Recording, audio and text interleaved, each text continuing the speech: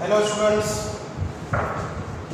तो last time हम लोगों ने जो पढ़ा था, अगर आपको याद है, तो लास्ट टाइम हम लोगों ने जो पढ़ा था वो था इलेक्ट्रिक फील्ड, है ना। यहाँ पर जो इलेक्ट्रिक फील्ड थी और प्लेट की इस साइड पे भी जो इलेक्ट्रिक फील्ड थी that is sigma upon 2 epsilon, और यहाँ पर भी इलेक्ट्रिक फील्ड थी sigma upon 2 epsilon.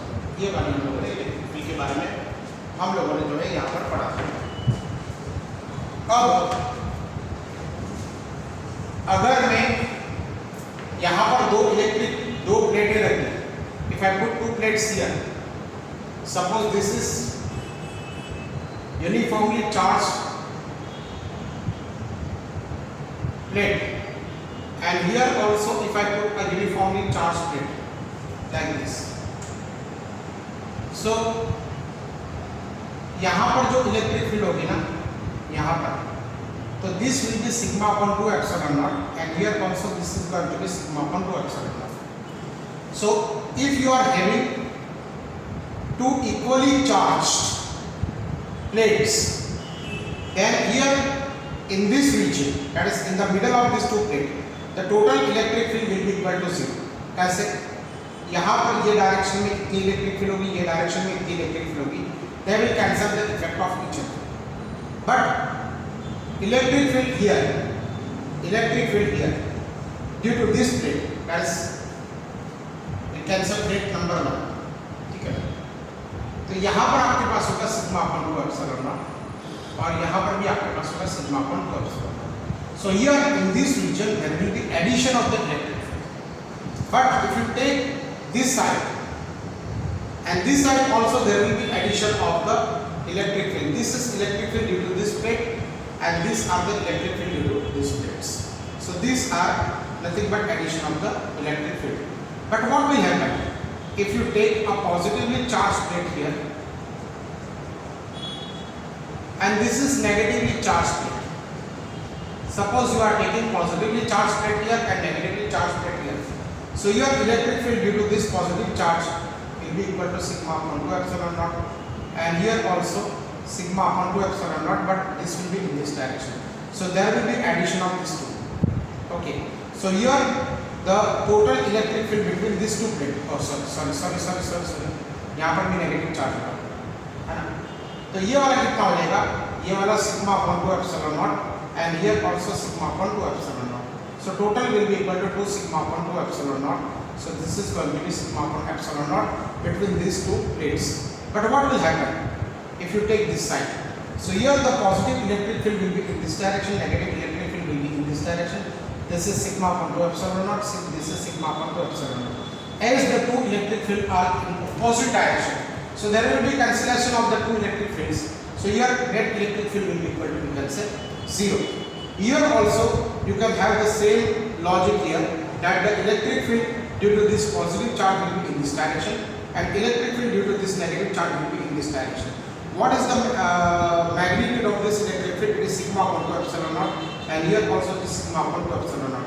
As these two electric fields are exactly opposite in direction, so there will be subtraction of these two. So here also the net electric field will be equal to 0. This is not net electric field will be equal to, we can say, 0. So here the two plates are equally charged, but they are of having the opposite charges. Here these two electric fields are equally charged, having the same charge. Now we will move to the three-dimensional charge distribution.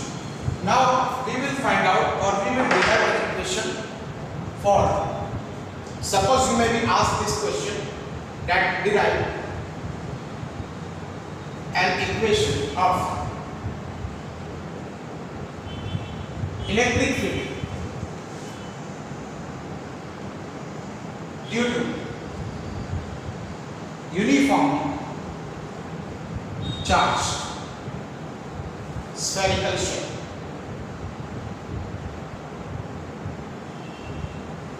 Listen, derive an equation of electric field due to uniformly charged spherical shell.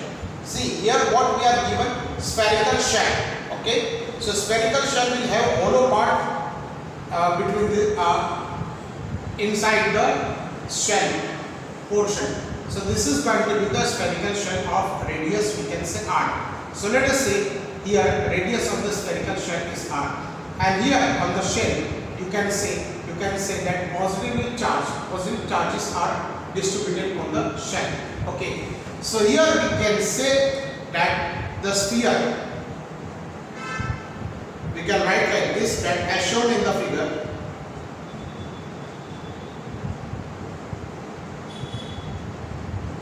a sphere having uniform charge Q and spherical surface area 4 pi r square. So spherical surface area is, we can say, 4 pi r square. So let us here take the sigma, which is surface charge density, is equal to Q upon 4 pi r square. Okay, so this is going to be the spherical surface area, and here this, what is this sigma? Sigma is nothing but it is surface charge density. It is surface charge density. So as shown in the figure, a sphere having uniform charge Q and spherical surface area 4 pi r square. So sigma is equal to Q upon 4 pi r square, where sigma is surface charge density. Okay, so here we will have three parts. What will be the electric field outside the sphere, what will be the electric field on the spherical shell, and what will be the electric field inside this spherical shell. So let me first of all take electric field.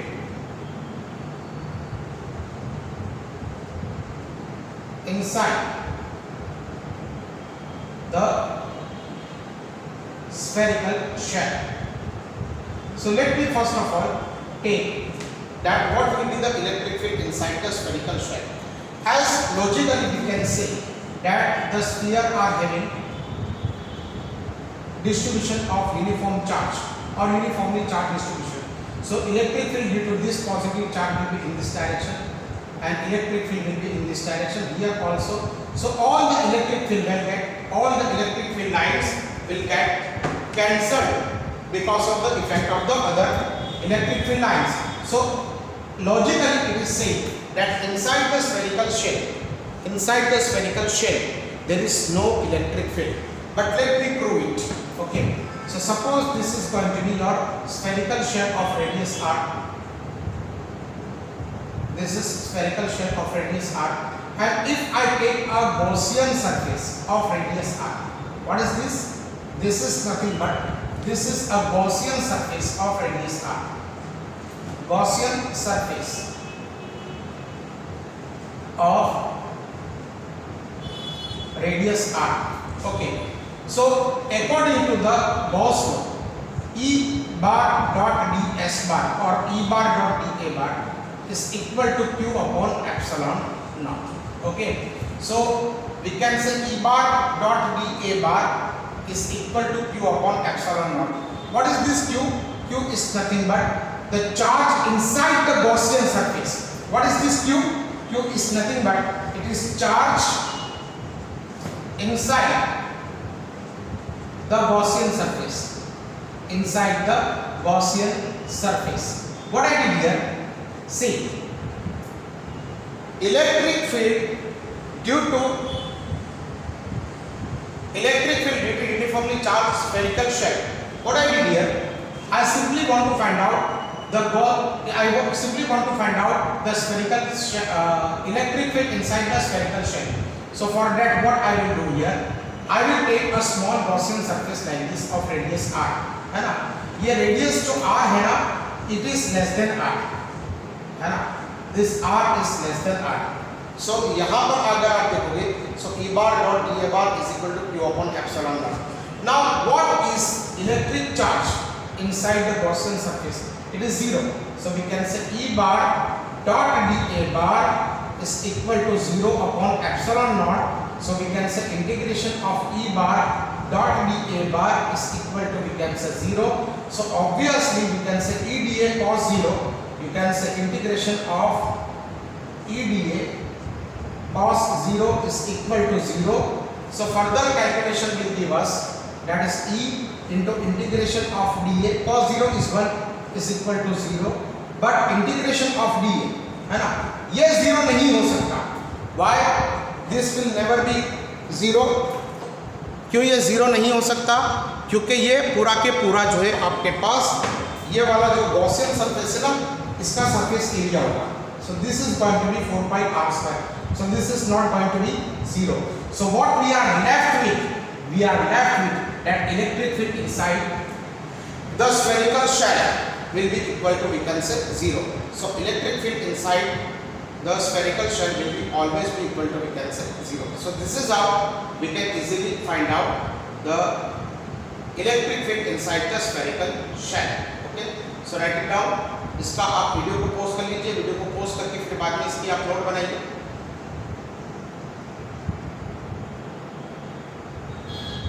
Now the next topic is electric field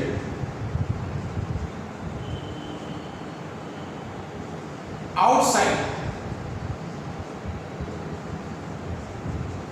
the spherical shell. Okay, now what we are doing, we are finding out the spherical shell outside the spherical shell, electric field outside the spherical shell. So this is going to be your spherical shell.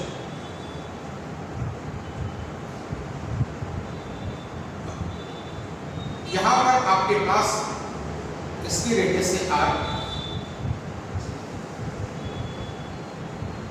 and here the radius is, can say, small r. ये वाला आपके पास capital r हो गया, ये वाला आपके पास small r हो गया.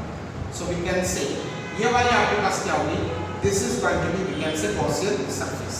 So this is your Gaussian surface.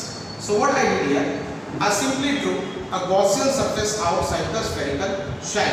So you will have to write two sentences that as shown in the figure, the Gaussian surface of radius r is drawn outside the spherical shell. ऐसा आपको दो line लिख देनी है. What?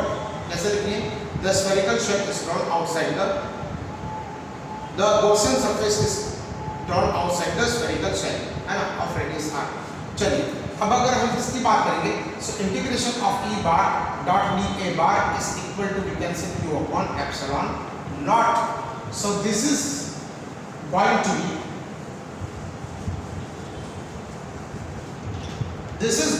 we can say, integration of E dA cos 0 is equal to sigma upon, we can say, epsilon naught. So further we give you integration of E dA is equal to, we can say, q upon epsilon naught.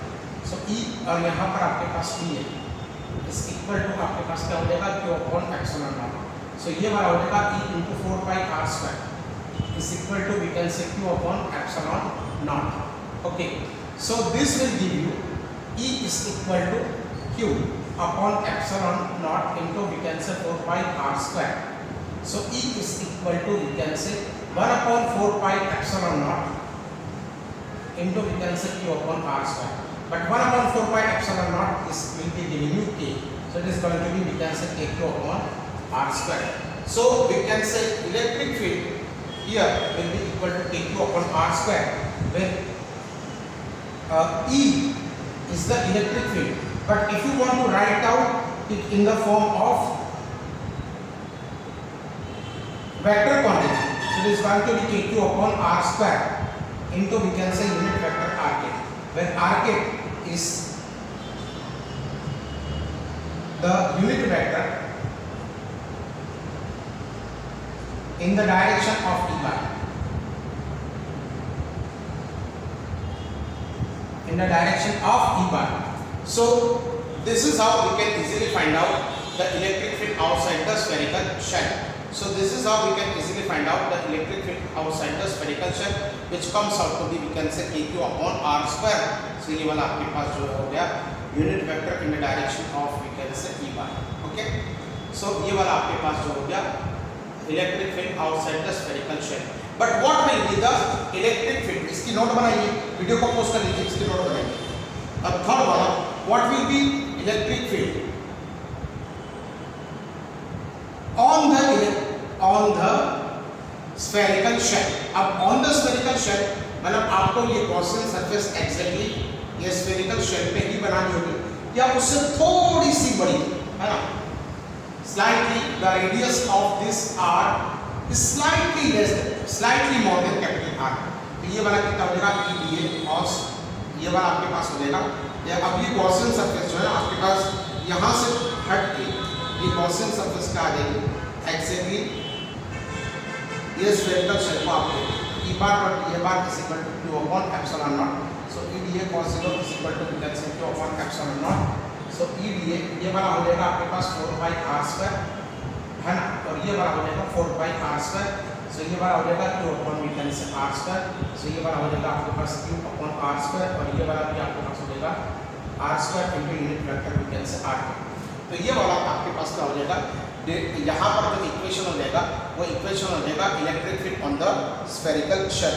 तो outside spherical shell क्या था Q upon small r square, और यहाँ पर क्या हो गया, तो यहाँ पर आपके पास हो गया आपके पास ऑन द स्फेरिकल शेल। अब हम लोग जो है दूसरी बात करेंगे, देखिए यहाँ पर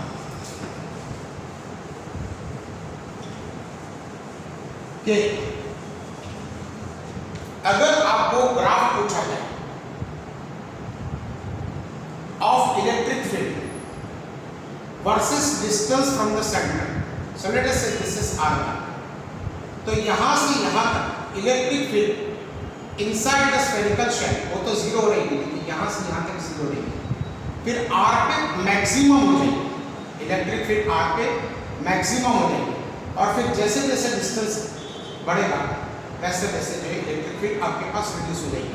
यहाँ पर इलेक्ट्रिक फील्ड आपके पास zero inside the spherical shell, ये होगा ना, यहाँ r तक जो है ये इलेक्ट्रिक फील्ड नहीं रहेगी।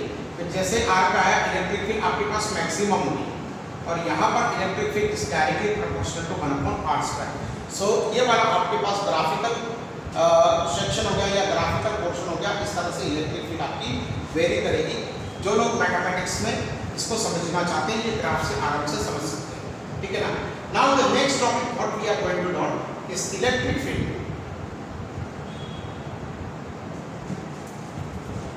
On the uniformly charge sphere. अब देखिए बेटा ये स्फेरिकल शेल नहीं है, ये आपके पास यूनिफॉर्मली चार्ज स्फीयर है, मतलब ये स्फेरिकल शेल तो बिल्कुल भी आपके पास नहीं है। तो ये वाला आपके पास एक स्फीयर है, ये स्फीयर पे अगर आप देखना चाहोगे तो यहाँ पर जो है इलेक्ट्रिक फील्ड क्या होगा। So let us try to find out the what will be the electric field on a uniformly charge sphere, है ना, मेटल स्फीयर या कोई भी स्फीयर हो सकता है। अब ये वाला तो आपके पास solid sphere, let me add one more word here, solid sphere. तो आप जो है यहाँ पर अगर आप लिखना चाहोगे ना तो ये वाला जो है आपके पास स्फेरिकल शेल नहीं होगा। सो ये वाला आपके पास जो है क्या होगा, uniformly charge sphere of radius r, ठीक है बेटा। तो this is going to be, we can say that as shown in the figure, a uniformly charged solid sphere of radius r, as shown in the figure, a uniformly charged solid sphere of radius r is given. Okay. Now we can say here that we want to find out the total. That is, we will find out what will be the electric field inside the sphere, what will be the electric field at the surface of the sphere, and what will be the electric field outside the solid sphere. So let me first of all find out electric field.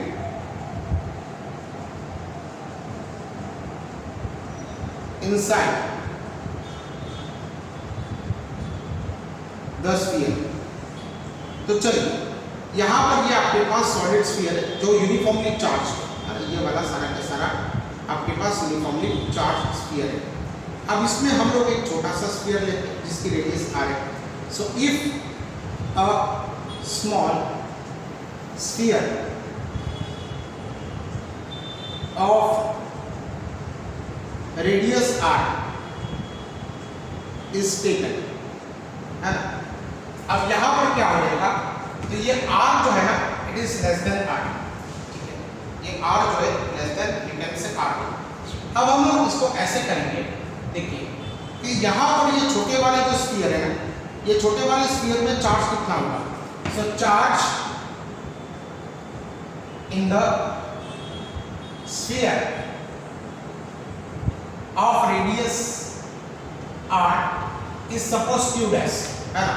ये पूरे पे charge कितना है, तो ये पूरे पे charge q है, और ये वाले छोटे वाले स्फीयर में चार्ज कितना है, तो ये वाला आपके पास q डैश, ठीक है ना। तो यहाँ पर आपके पास चार्ज कितना आ जाएगा q डैश। फिर हम लोग ऐसे लिखेंगे कि अगर हमारे पास 4/3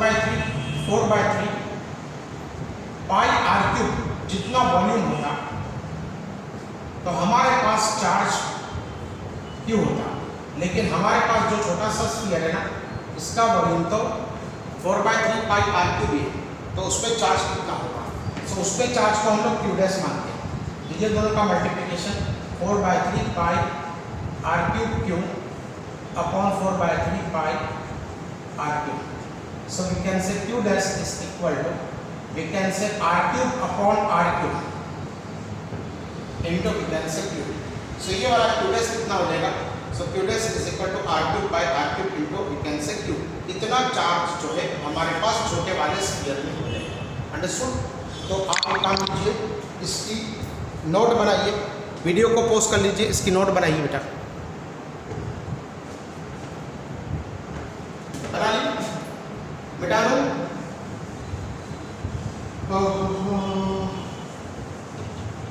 चलिए मैं वापस जो ये वाला छोटा सा स्फीयर है जिसकी रेडियस r है, जिसके अंदर हमारे पास चार्ज कितना था, ये वाला था हमारे पास q डैश, है ना। और ये पूरे वाले में चार्ज कितना था, ये वाला चार्ज था हमारे पास q, ठीक है। ये वाला पूरे वाले स्फीयर में हमारे पास charge. Now if I make a Gaussian surface like this, है ना, जिसकी रेडियस हमारे पास r है, so we can say electric field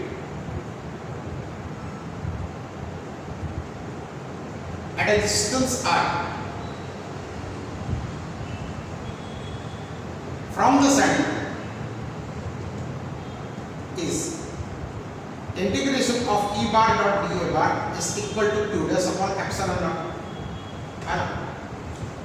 क्यों? क्योंकि हम लोगों ने ये वाली क्या बना दी, ये वाली हम लोगों ने गॉसियन सरफेस बना दी, ठीक है बेटा। तो यहाँ पर क्या हो जाएगा, ये वाला हो जाएगा E dA cos 0 is equal to we can say q dash upon epsilon naught।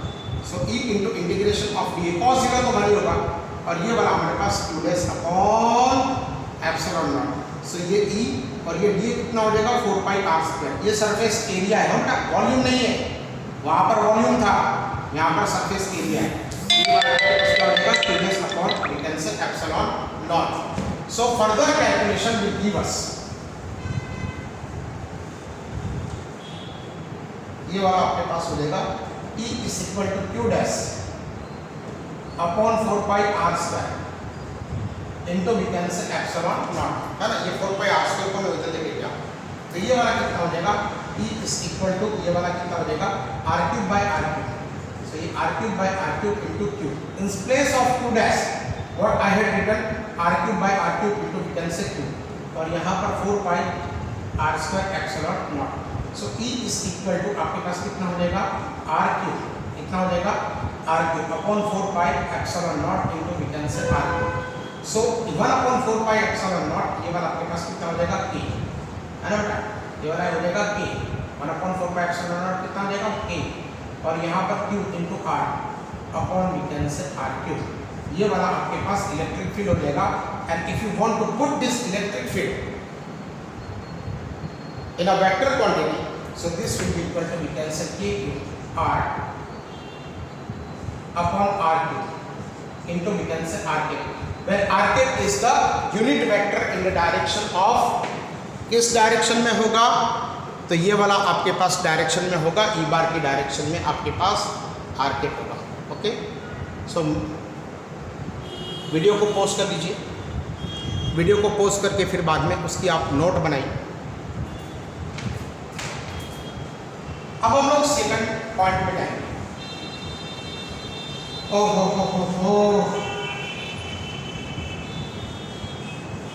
Second point कौन सा होगा, ये वाला होगा electric field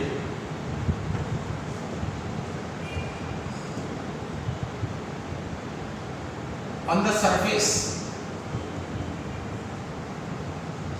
electric field on the surface of the charged spherical shape, sphere, charged solid sphere, spherical shape तो खत्म हो गया हमारा, ठीक है बेटा। अब हम लोग जो है यहाँ पर बात करेंगे, ये वाली आपके पास रेडियस r, ठीक है ना। अब हम लोग गॉसियन सरफेस थोड़ी सी बड़ी बनाएंगे, थोड़ी सी मतलब स्लाइटली ग्रेटर, बहुत ही इतनी बड़ी भी नहीं है ना, लेकिन इससे टच होती हुई आप स्फेरिकल शेप बना देंगे। तो यहाँ पर आपके पास एक बार डॉट डी, ये बार क्या हो जाएगा, ये वाला हो जाएगा Q upon epsilon not. So ये वाला कितना हो जाएगा, integration of E D A cos 0 is equal to Q upon epsilon not. So ये वाला कितना हो जाएगा, E into integration of D A is equal to cancel Q upon epsilon not. ये वाला कितना हो जाएगा, E into cancel 4 pi r square is equal to Q upon epsilon nought. So E is equal to 1/4 pi r square epsilon naught into, we can say, Q। तो E कितना हो गया, ये वाला हो गया 1/4 pi epsilon naught, ये वाला KQ upon r square, but let me write capital R here, है ना। कि ये वाला जो आपके पास ये गॉसियन सरफेस जो बनाएंगे ना ये वाली, इसका स्फेरिकल सरफेस एरिया कितना होगा, वो हो जाएगा KQ upon r square। तो ये वाला हो जाएगा आपके पास KQ upon, we can say, r square। So this is how we can easily find out the electric field of the uniformly charged solid sphere। Okay, अब हम लोग बात करेंगे electric field on the electric field outside the charge solid surface. तो ये भी आपको बहुत इजीली आ जाएगा बेटा, इसके अंदर बहुत ज़्यादा वो नहीं है। जैसे यहाँ पर आपके पास सॉलिड चार्ज स्फीयर है और यहाँ से यहाँ तक, मतलब ये वाली आपने गॉसियन सरफेस ये वाली बना दी है ना, तो गॉसियन सरफेस आपने ये वाली बना दी। तो अब हम लोग यहाँ पर लिखेंगे integration of E bar dot d A bar is equal to Q upon epsilon not. ये वाला कितना आ जाएगा, E D A cos 0 is equal to q upon, we can say, epsilon naught। So ये वाला कितना आ जाएगा e, और ये हमारा आ जाएगा integration of dn is equal to q upon epsilon naught। तो ये e into 4 pi r square is equal to q upon epsilon naught। So e is equal to 1/4 pi r square into epsilon naught into, we can say, q। तो ये वाला कितना हो जाएगा, ये वाला हो जाएगा kq upon r square। ये वाला आपके पास r हो जाएगा, ये वाला आपके पास है ना। तो ये वाला electric field due to uniformly charge solid sphere. तो यहाँ पर हमारा चैप्टर खत्म हो रहा है। अब हम लोग जो है एनसीईआरटी के इलस्ट्रेशंस जो है देखेंगे। क्या देखेंगे बेटा, एनसीईआरटी के कुछ इलस्ट्रेशंस हम लोग जो है यहाँ पर देखेंगे। तो देखिए, नोट बना लीजिए इसकी।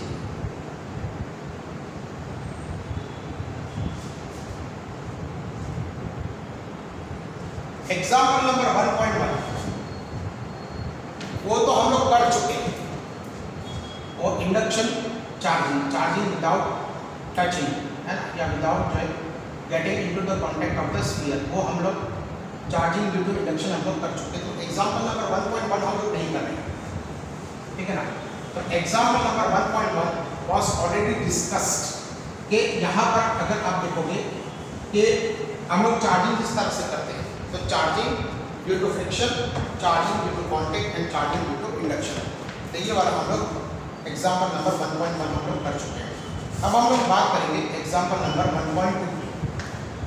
If 10⁹ electrons move out of a body to another body every second, how much time required to get the total charge of 1 coulomb on the other body? ये है आपके पास पेज नंबर 10 में एग्जाम्पल नंबर 1.2। ठीक है बेटा, यहाँ पर आपके पास क्या है बेटा, एग्जाम्पल नंबर आपके पास 1.2 है ना। तो यहाँ पर जो चार्ज जा रहे, number of electrons, number of electrons per second, number of electrons moving out per second is equal to 10⁹ electrons per second। ठीक है, तो अब हम लोग क्वेश्चन आपने बोले पढ़ा बराबर, क्वेश्चन पढ़िएगा। If 10⁹ electron move out of the body to another body every second, how much time is required to get the total charge of 1 coulomb on every other body? तो अगर एक इलेक्ट्रॉन जाएगा ना, एक इलेक्ट्रॉन जाएगा तो अपने साथ कितना चार्ज लेके जाएगा, तो एक इलेक्ट्रॉन जाएगा तो अपने साथ जो 1.6 इंटू 10⁻⁹ कूलम चार्ज लेके जाएगा। अगर 10⁹ इलेक्ट्रॉन गए तो कितना चार्ज जो है चला जाएगा, तो यहाँ पर ये दोनों का मल्टीप्लिकेशन करेंगे 1.6 इंटू 10⁻⁹ इंटू 10⁻⁹। ये वाला हो जाएगा 1.6 into 10⁻⁻ coulomb charge every second चला जाएगा।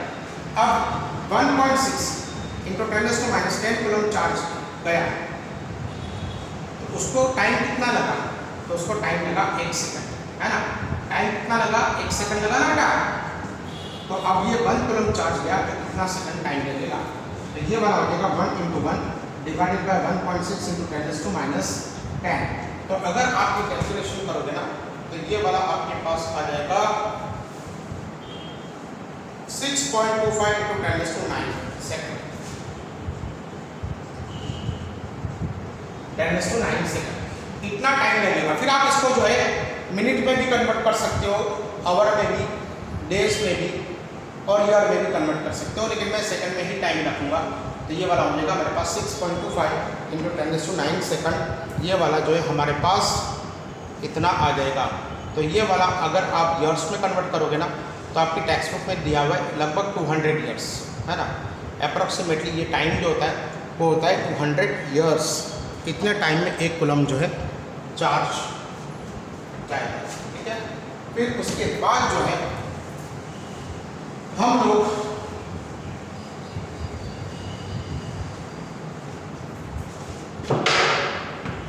बात करेंगे example number 1.3। How much positive and negative charge are there, how much positive and negative charge is there on cup of water. तो तुम लोगों ने दिया है कि 1 cup of water is equal to 250 gram. Approximately हम लोग उसको ले सकते हैं, कोई 300 ग्राम्स लेगा तो भी चल जाएगा, कोई 200 ग्राम्स लेगा तो भी चलेगा, बिकॉज उन्होंने स्पेसिफिक नहीं कहा है कि एक जो है कप में वाटर। ओके, तो बेटा देखिए अब हम लोग जो है बात करेंगे 1 कप ऑफ वाटर में 250 ग्राम जो है आपके पास वाटर होगा। अप्रोक्सीमेटली हम लोग मान के चलते हैं कि ये वाला आपके पास 250 ग्राम आपके पास वाटर हो जाएगा। अगर 250 ग्राम वाटर हुआ तो उसके अंदर जो है आपके पास वाटर जो है उसका मॉलिक्यूलर मास कितना होगा, तो वाटर का मॉलिक्यूलर मास होगा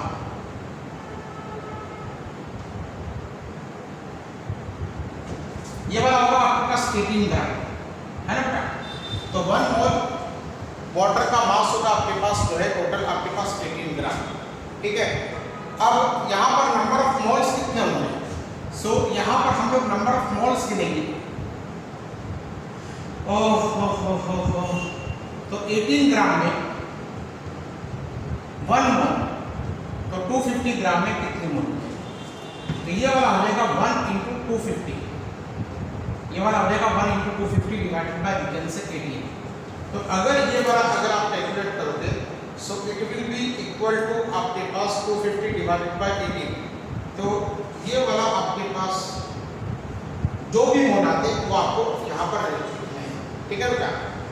अब अगर हम लोग बात करेंगे तो नंबर ऑफ मॉलिक्यूल्स कितने होंगे, तो नंबर ऑफ मॉलिक्यूल्स, तो ये वाला आपके पास हो जाएंगे। यहाँ पर जितने मोल आए एक मोल में, यहाँ पर आपको लिखना होगा कि एक मोल होगा तो उसमें नंबर ऑफ मॉलिक्यूल्स होंगे 6.023 इंटू 10⁻23। तो हमारे पास कितने मोल है, इसमें कितने नंबर ऑफ मॉलिक्यूल्स होंगे, ठीक है ना। अब अगर हम लोग देखेंगे तो यहाँ पर चार्ज कितना होगा, देखिए हमको अलग अलग लिखना पड़ेगा, पॉजिटिव चार्ज और नेगेटिव चार्ज। तो हम लोग नेगेटिव चार्ज के बारे में बात करेंगे। तो नेगेटिव चार्ज जो है हमारे पास कितना होगा, तो एक मॉलिक्यूल के अंदर इन वन मॉलिक्यूल, ठीक है, इन वन मॉलिक्यूल आपके पास कितना होगा, एक हाइड्रोजन, दो हाइड्रोजन और एक ऑक्सीजन। तो कितना हो गया बेटा, तो एक इलेक्ट्रॉन हाइड्रोजन का, दूसरा एक इलेक्ट्रॉन हाइड्रोजन का, दो हाइड्रोजन के। और अगर आप देखोगे तो यहाँ पर आपके पास हो जाएगा 10 इलेक्ट्रॉन्स एंड 10 प्रोटॉन। तो in one molecule 10 electrons are there, 10 electrons are there. So charge on one molecule, ये वाला कितना हो जाएगा 10 इंटू 1.6 इंटू 10⁻⁹। ये वाला रहेगा 1.6 इंटू 10⁻18 कूलम चार्ज आपके पास एक मॉलिक्यूल में होगा। तो एक मॉलिक्यूल के अंदर आपके पास नेगेटिव चार्ज कितना हुआ, तो नेगेटिव चार्ज आपके पास हो गया 1.6 इंटू 10⁻18 इंटू 10⁻18। तो यहाँ पर हमारे पास नंबर ऑफ मॉलिक्यूल्स है ना, ये नंबर ऑफ मॉलिक्यूल्स आपको यहाँ से मिलेंगे, ये यहाँ पर मिलेंगे। तो इतने मॉलिक्यूल में आपके पास चार्ज कितना होगा, ठीक है ना। तो ये वाला आपके पास नेगेटिव चार्ज होगा, उतना ही आपके पास पॉजिटिव चार्ज भी होगा।